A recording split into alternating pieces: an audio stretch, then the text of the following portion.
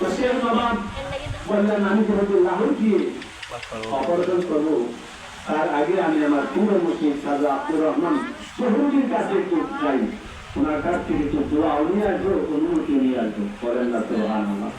পীরের দরবারে গেলেন, খাজা আব্দুর রহমান চৌধুরী রাদিয়াল্লাহু তাআলা দরবারে যখন গেলেন, কি বলেন যে হুজুর আগামীকাল তো আমার অপারেশন হবে, আপনি একটু দোয়া করবেন, আমাকে অনুমতি দিবেন।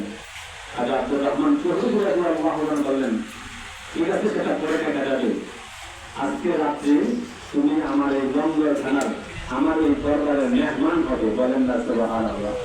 রাত্রিবেলা এই দরবারে থাকবে এবং রাত্রিবেলা লঙ্গর খানার যে খাবার আছে সেই খাবার তুমি খাবে। বলেন না সুবহানাল্লাহ।